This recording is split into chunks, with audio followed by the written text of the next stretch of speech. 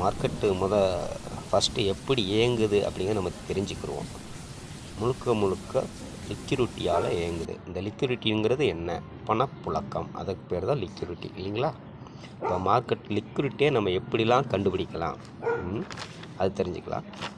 நம்ம மனுஷ உடம்புல பார்த்திங்கன்னா ரத்த ஓட்டம் எப்படி முக்கியமோ அதை போல தான் மார்க்கெட்டில் பணப்புழக்கம் தான் மார்க்கெட்டின் ரத்த ஓட்டம். சரிங்களா? இதை எப்படி நம்ம அடையாளம் காணலாம் அப்படிங்கிறது தெரிஞ்சுக்கலாம். First swing low swing high வைத்து இதை அடையாளம் பார்த்துக்கலாம். மார்க்கெட்டு யாரால் இயங்குது யோசிங்க. ஒன்று கால் செல்லர், ஓகேங்களா? அடுத்து put seller. But call option sell பண்ணுனா மார்க்கெட் கீழே இறங்கும் இல்லைங்களா? இது ஒரு லாஜிக். அதே மாதிரி புட் ஆப்ஷனை செல் பண்ணினா மார்க்கெட் மேலே போகும். ஓகேவா? மார்க்கெட் ஓப்பன் ஆன உடனே முதல் கேண்டில் இருக்குது பார்த்தீங்களா? அந்த முதல் கேண்டில் ஒரு ரேஞ்சை உண்டு பண்ணிடுவாங்க. ஒரு ஹை லோ உண்டு பண்ணுவாங்கன்னு வைங்களேன். சரிங்களா? அந்த ஹை லோக்குள் இருக்கும் வரை அதுக்கு பேர் இன்டர்னல் லிக்விடிட்டி. அந்த ஹையை பிரேக் பண்ணால் புட் செல்லரோட பணப்பழக்கம் உள்ளே வருது அப்படின்னு நீங்கள் எடுத்துக்கணும். ஓகேங்களா? அது புது பணப்பழக்கம். அதே போல் தான் லோவை பிரேக் பண்ணும்போது ஒரு கால் செல்லர் பணப்பழக்கம் உள்ளே வருது. முதல் ஹேண்டில் ஹை லோ முதல் நாள் பணப்பழக்கம். ஓகேங்களா? முதல் ஹேண்டிலோட ஹை லோ யாரோட பணப்பழக்கம்? முதல் நாளோட இந்த பொசிஷன் ரோல் பண்ணுவாங்க அவங்களோட பணப்பழக்கம்.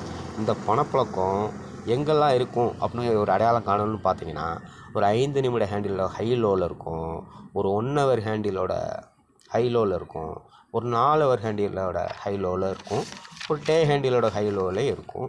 பட்டு ஒரு வீக்லியோட ஹேண்டிலோட ஹை லோவில் இருக்கும். மெயினாக இந்த இடங்களில் இந்த ஹை லோவில் லிக்விடிட்டி பணப்பழக்கங்கள் அதிகமாக இருக்குது. ஏன் இந்த இடங்களெல்லாம் இருக்குதுன்னு கேட்டிங்கன்னா, பொசிஷன் அங்கே தான் க்ரியேட் பண்ணி வச்சுருப்பாங்க. அந்த இடத்தில் மார்க்கெட்டில் மார்க்கெட் அந்த இடத்துக்கு போகும்போது பார்த்தீங்கன்னா ஒன்று பிரேக் அவுட் நடக்கும். அந்த இடத்த உடச்சி மேலே போகும்னு வைங்க. சரிங்களா? ஒன்று போகும். பட் போகலை அப்படின்னு கேட்டால் பிரேக் அவுட் ஃபெயிலியர் நீங்கள் எதிர்பார்க்கலாம். பட் பிரேக் அவுட் ஃபெயிலியர் என்னன்னு கேட்டிங்கன்னா, பிரேக் அவுட் ஃபெயிலியருங்கிறது ஒரு ரிவர்சல். நீங்கள் அந்த இடத்துல ஒரு ரிவர்சல் எதிர்பார்க்கலாம். ஓகேங்களா?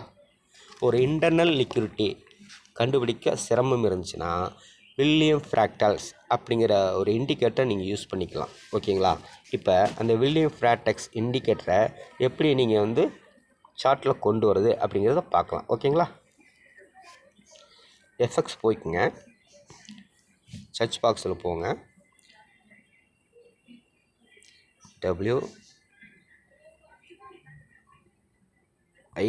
WILL நடிச்சிங்களாலும் வந்துடும். அது வில்லியம் ஃப்ராக்டல்ஸ். ஓகேங்களா? வந்துருச்சுங்களா? இப்போ சார்ட்டில் வந்துருச்சு. ஓகேங்களா? இதுக்கு முன்னாடி உங்களுக்கு ஸ்விங் லோ ஸ்விங் ஹை தெரிஞ்சதா? இதுதான் ஹை இதுதான் லோ அப்படிங்கிறது தெரியாது. இப்போ பாருங்கள், மார்க்கெட்டு 5 நிமிஷம் ஹேண்டில் உடச்சிருக்குது. சரிங்களா? மறுபடியும் இந்த ஹேண்டில் போயிருக்குது. இது ஸ்விங் ஹைன்னு காட்டியிருக்குதா? காட்டலை. உள்ள அந்த ஸ்விங் ஹையை தான் காட்டியிருக்கு. அதுக்கு மீறி மேலே போகுது மார்க்கெட்டு. மேலே போயிருக்கு. இதான் ஓவரால் ஸ்விங் ஹை. ஏன்னா அங்கே ரெட் கேண்டில் வந்துருச்சு பார்த்தீங்களா அந்த விக்கோட. அப்போ இது ஒரு ஸ்விங் ஹை அப்படின்னு சொல்லி காட்டுறாங்க மார்க்கெட்டில். ஓகே, அப்படியே ரிவர்ஸ் வருது. ரிவர்ஸ் வந்துருச்சு. இப்போ மார்க்கெட் இங்கேருந்து ஏற போகுது. இந்த ஹேண்டில் பாருங்கள், ஒரு ஸ்விங் லோ காட்டியிருக்குது. அந்த சிக்னல் கரெக்டாக காட்டுங்க அதில். Okay, right. நம்ம பையர் பொசிஷன் எடுக்கிறாங்க. நம்ம பைக் சைடுக்கு ஒரு என்ட்ரியை எதிர்பார்க்கலாம். இந்த இடத்துக்குலாம் பாருங்கள், ஒவ்வொரு சேப் கண்டில் கீழே பாருங்கள், ஒரு ஸ்விங் லோ அடையாளம் காட்டுதா? காட்டாது. இந்த ஏற போகிற இடத்துல மட்டும்தான் காட்டுது. ஓகேங்களா? அது உடனே விழுகுமான்னு கேட்டிங்கன்னா, 2வது ஹேண்டில், இந்த 2 ஹேண்டில் 3 ஹேண்டில் பிரேக் அவுட் ஆகும்போது அந்த ஸ்விங் லோன்னு உறுதி பண்ணும் இது. ஓகேங்களா? இப்போ திருப்பி பாருங்கள், இந்த இடத்துல பாருங்கள் ஒரு ஸ்விங் லோ காட்டியிருக்கு.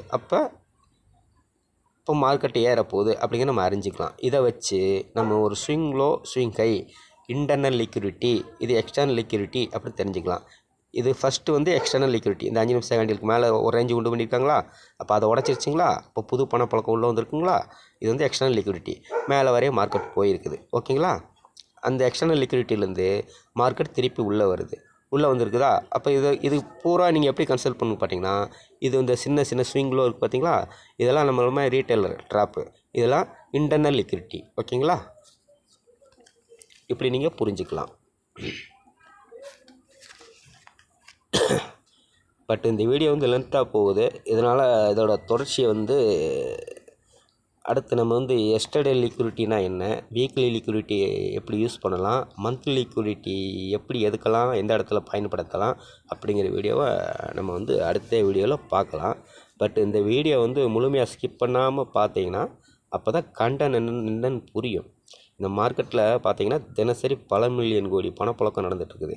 நமக்கு தேவையான பணத்தை ஈஸியாக உள்ள மார்க்கெட்டில் போய் நேக்காக எடுத்துகிட்டு நேக்காக வெளியே வந்துடலாம். ஓகேங்களா?